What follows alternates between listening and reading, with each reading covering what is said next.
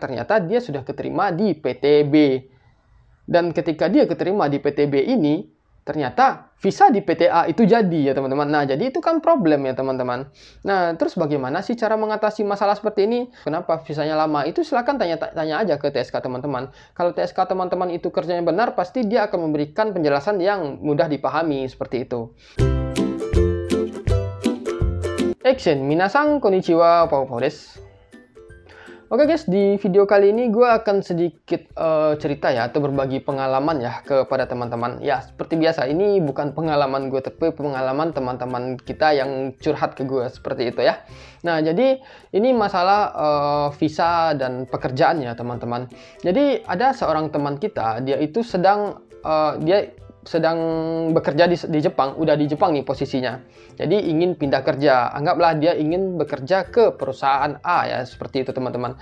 Jadi ketika dia mengapply pekerjaan di perusahaan A tersebut melalui TSK, ya perusahaannya itu sudah menerima dia seperti itu, tinggal mengurus pengubahan visa aja ya teman-teman. Jadi kan nanti kalau kita misalnya Tokutegino itu, walaupun mungkin visa kita masih ada sisa 2 bulan lagi atau sisa 6 bulan lagi, kalau kita pindah perusahaan itu Zarukar kita harus diproses lagi ya ke imigrasi dan dicetaklah Zarukar baru seperti itu.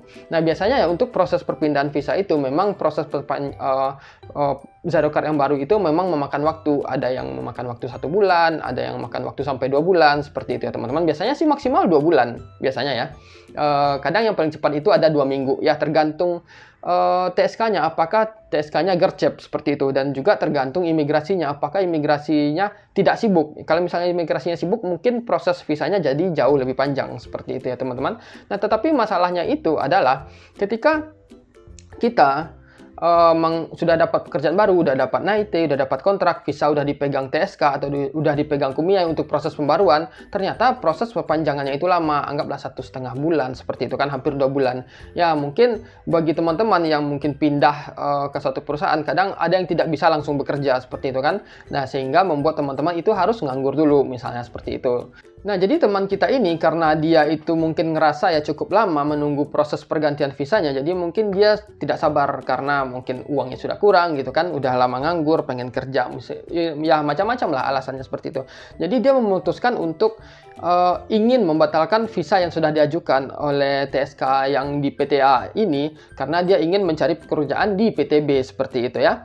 Nah, awalnya gue sarankan untuk tidak mencari pekerjaan di PTB, karena di PTA itu sudah tanda tangan kontrak seperti itu, artinya sudah ada kesepakatan dan sudah ada keterikatan seperti itu ya. Nah, karena normalnya kan gini, kita misalnya nih, kita udah mengelamar anak orang nih, udah mau ijab kabul nih kan, anggaplah ijab kabul ini di PTA seperti itu. Nah, teman-teman ketika mau ijab kabul itu ternyata teman-teman malah pengen ke tempat lain seperti itu kan, nggak bisa karena sudah ada keterikatan tadi seperti itu. Nah, jadi ya gue sarankan waktu itu tidak usah ke PTB ini karena dia sudah terikat di PTA. Nah, ternyata setelah beberapa minggu, setelah beberapa bulan, teman kita ini datang lagi ngechat seperti itu kan, ternyata dia sudah keterima di PTB.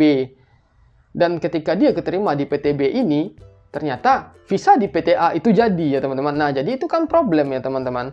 Nah, terus bagaimana sih cara mengatasi masalah seperti ini? Nah, kalau gue pribadi ya, gue tidak bisa mendapatkan solusi ke atas masalah ini. Sebenarnya kalau gue kasih solusi, sebenarnya solusinya ada, pasti ada seperti itu kan. Tetapi kalau dipikir-pikir gitu kan, teman-teman sudah meng-apply di tempat A, ternyata teman-teman juga meng-apply di tempat B, itu kan nggak bisa. Apalagi kalau sekiranya di tempat A ini teman-teman sudah memiliki keterikatan dalam bentuk kontrak seperti itu kan. Nah, kalau visanya jadi di tempat A ini, artinya kan sudah jadi problem gitu. Kita udah terikat di sini, ternyata di sini udah jadi gitu. Kan ribet seperti itu. Nah, jadi bagaimana sih untuk mengatasi kalau sekiranya teman-teman itu ngerasa Zarukar teman-teman lama jadinya? Nah, yang pasti ya teman-teman pasti harus konfirmasi dulu ke pihak TSK teman-teman apakah visanya sudah di-apply atau belum seperti itu ya. Kalau sekiranya sudah di-apply, ditanya kira-kira kapan di-apply-nya seperti itu kan. Jadi teman-teman bisa mikir, bisa ngitung kira-kira estimasinya jadinya gini seperti itu ya, tanggal segini gitu. Nah, agar teman-teman tidak ragu atau tidak khawatir tentang pengajuan visa, teman-teman itu bisa minta bukti resi pengajuan visa yang ada yang dipegang sama TSK teman-teman. Biasanya di resi pengajuan visa itu ada tanggal pengajuan ya, yang distempel di imigrasi dengan resi imigrasi. Nah, jadi nanti teman-teman bisa ngitung, oh udah diajukan udah sekitar 3 minggu nih, paling minggu keempat atau minggu ke-6 jadi seperti itu ya. Jadi teman-teman nggak perlu khawatir. Tetapi kalau sekiranya teman-teman nggak sabar dan pengen apply lagi ke tempat yang lain, itu kan nanti malah bentrok jadinya seperti itu. Mau nggak mau solusinya adalah teman-teman itu harus berhenti di salah satu, maukah di PTA ataupun di PTB. Tapi kan mau misalnya teman-teman mau berhenti di PTA atau di PTB, ini kan sama-sama nggak enak karena sama-sama sudah memiliki keterikatan. Jadi buat teman-teman yang sekiranya mungkin mengalami hal yang kejadian seperti ini, gue sarankan kalau sekiranya teman-teman itu sudah terikat dengan kontrak di PTA, ya udah di PTA aja, jangan cari-cari kontrak lagi di PTB gitu. Karena teman-teman udah setuju nih di A, masa cari lagi di B, kan warui seperti itu. Nah, sebagian teman-teman memang ada juga yang memiliki masalah seperti itu ya. Tetapi kan logikanya aja, ketika kita sudah sepakat dengan salah satu orang, kita nggak perlu lagi bikin kesepakatan dengan orang lain, kan seperti itu.